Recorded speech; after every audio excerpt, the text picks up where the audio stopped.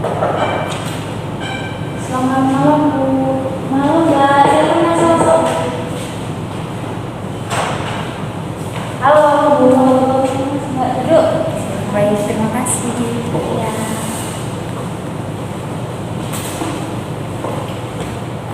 Sebentar ya Bu. Ya.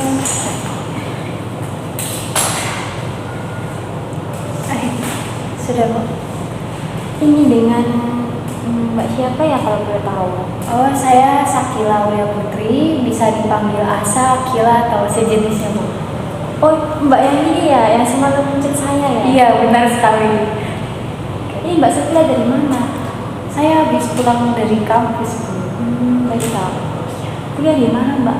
Kebetulan saya kuliah di Adibuana, Jurusan apa Mbak kalau boleh tahu? bimbingan konseling. Ngomong-ngomong Mbak Asa datang ke sini ada perlu apa ya Mbak ya? Ada yang bisa saya bantu? Saya di sini tuh mau melakukan proses konseling Bu, seperti itu. Sebelumnya Mbak Asa ini kan dari mahasiswa bimbingan konseling, pasti tahu lah konseling itu apa. Ya. Mbak Asa pernah nggak sebelumnya melakukan proses konseling? Pernah Bu.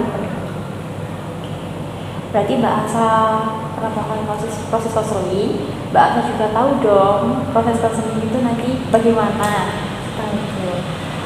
Oke, tapi sebelumnya izin menjelaskan kembali ya Mbak. Tapi sebelum saya menjelaskan, perkenalkan terlebih dahulu ya. Nama saya Nanda Copita, bisa dipanggil dengan Bu Nanda seperti itu. Lalu untuk proses konseling itu adalah proses pemberian bantuan di mana nanti saya konselor dan Mbak konseli. Tapi untuk permasalahan yang Mbak Sakila hadapi saat ini akan diselesaikan oleh Mbak Sakila sendiri. Di sini saya hanya membantu untuk mengarahkan saja Mbak. Itu. Ada yang ingin ditanyakan lagi Mbak? Kalau untuk waktunya itu gimana ya Bu? Kalau misal waktunya yang sekarang nggak cukup, soalnya saya ada jadwal lain. Mau main ini. Oke. Jadi di proses konseling kali ini dibatasi waktu Mbak 40 sampai 45 menit ke depan. Jika dirasa konseling kali ini masih tidak memungkinkan, nanti kita adakan pertemuan selanjutnya Mbak. Mbak Sakila ini mau main kemana nih? Saya mau main sama teman-teman, kerjain tugas Bu. Main apa kencan Mbak? Main. Oke. Tapi sebelumnya di proses konseling kali ini ada ini Mbak 3 asas. Ada asas kerahasiaan, ada asas kesukarelaan, sama ada asas keterbukaan. Asas kerahasiaan, Mbak Sakila bisa menceritakan permasalahan yang Mbak Sakila hadapi saat ini kepada saya tanpa rasa khawatir rahasia ini akan terbongkar gitu Mbak kepada orang lain. Lalu ada asas keterbukaan. Mbak Sakila di sini bisa cerita terbuka tentang permasalahan yang Mbak Sakila hadapi kepada saya tanpa rasa khawatir gitu loh Mbak. Dan Mbak Sakila bisa menceritakan permasalahan yang Mbak Sakila hadapi saat ini dengan terbuka kepada saya supaya proses konseling kali ini bisa berjalan dengan lancar gitu Mbak. Lalu ada asas kesukarelaan Mbak. Sebelumnya Mbak Sakila ini datang ke sini menemui saya atas dasar diri Mbak sendiri sukarelaan atau atas dasar paksaan dari orang lain. Saya dari hati datang ke sini. Dari sendiri Mbak ya. Berarti Mbak Sakila sudah bisa memenuhi persyaratan tadi ya Mbak ya. Bisa dijelaskan Mbak permasalahan Mbak Sakila yang Mbak Sakila hadapi saat ini sampai Mbak Sakila datang kemarin untuk menemui saya. Tapi Mbak sebelumnya Mbak Sakila apakah sudah nyaman? Agak gugup ya Bu. Enggak apa-apa Mbak. Direlakskan terlebih dahulu saja. Sudah Bu. Oke. Jadi seperti ini Bu, saya ini kebingungan sama diri saya sendiri. Mungkin saya ini jadi kehilangan motivasi belajar gitu. Dikarenakan saya ini minder sama teman-teman saya yang lebih hebat daripada saya. Sakila minder kepada teman Mbak Sakila karena teman Mbak Sakila ini lebih hebat. Ya Bu. Minder ya Mbak ya. Kalau perlu tahu mindernya Mbak Sakila ini kenapa ya? Kayak apa?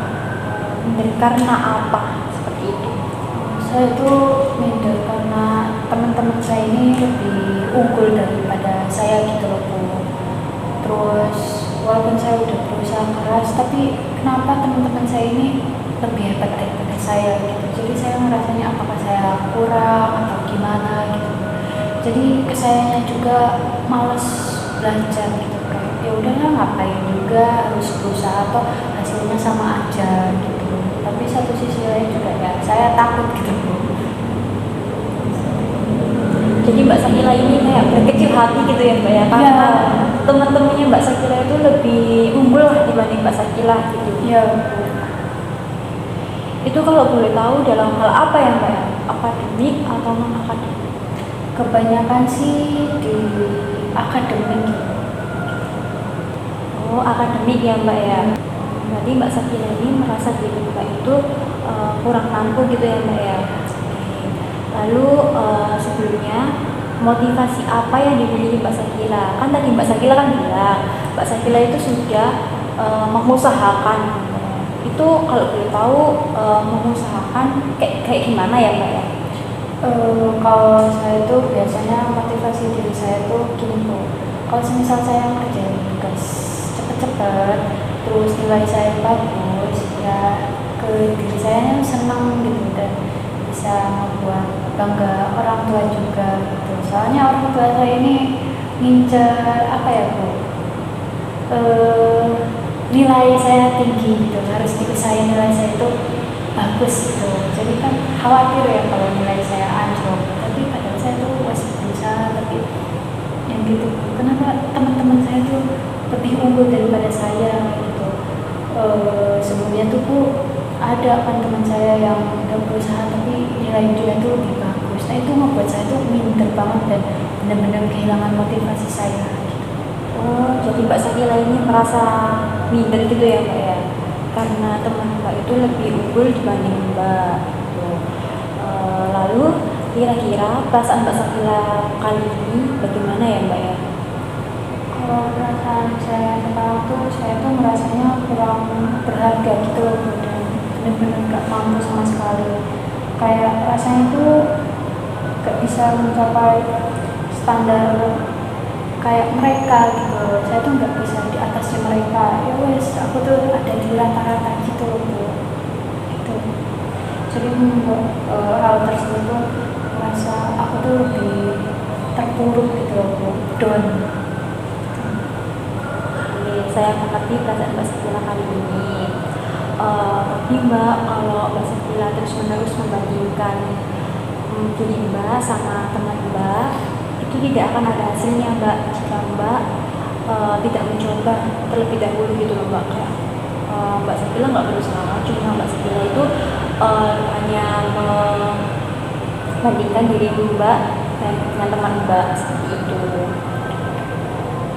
Oke, lalu kira-kira usaha Mbak Sakila untuk mendapatkan nilai yang bagus dibanding teman Mbak itu gimana ya Mbak? Menurut Mbak Sakila?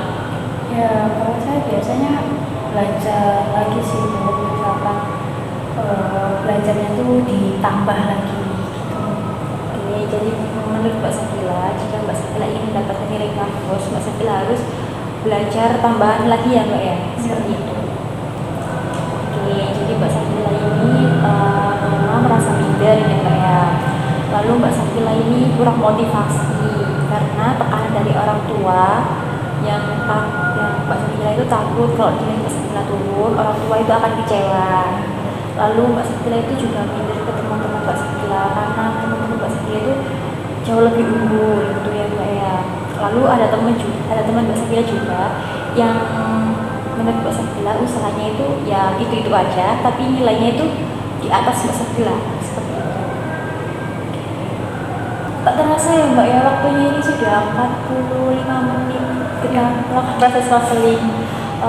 Sebelum saya akhiri, apakah ada yang ingin ditanyakan Mbak? untuk mengenai permasalahan Mbak Sila tadi? Menurut saya sudah cukup. Eh, lalu untuk di pertemuan selanjutnya di jam berapa dan hari apa ya Mbak kalau boleh tahu? Itu menyesuaikan jadwal saya kan. Iya, menyesuaikan jadwalnya Mbak Sakila. Kalau boleh saya minta di hari Rabu aja jam 3 ke apa ya Bu, setelah selesai kelas. Di hari Rabu jam 3 ya Mbak ya. Baik, sebelum saya tutup ini Mbak, apakah ada yang ingin ditanyakan kembali? Gak ada Bu. Sudah sih. Setelah melakukan proses konseling kali ini, bagaimana perasaan Mbak Sakila? Cukup lega ya Bu, karena saya ini anaknya tuh gak pernah cerita sama orang lain gitu loh Bu. Kayak tertutup gitu ya? Jadi kayak ya ada sedikit dulu. Oke, kalau begitu saya akhiri ya Mbak ya. Kita bertemu di hari Rabu jam 3 sore. Saya akhiri ya Mbak ya. Terima kasih. Terima kasih Bu. Mari, terima kasih banyak ya Bu telah membantu saya. Mari Mbak saya angkatkan ke depan. Terima kasih.